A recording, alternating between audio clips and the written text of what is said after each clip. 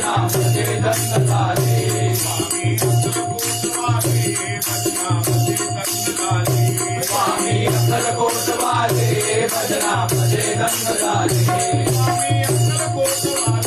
स्वामी अक्कलकोट वाले भजना मध्ये दंड झाले स्वामी अक्कलकोट वाले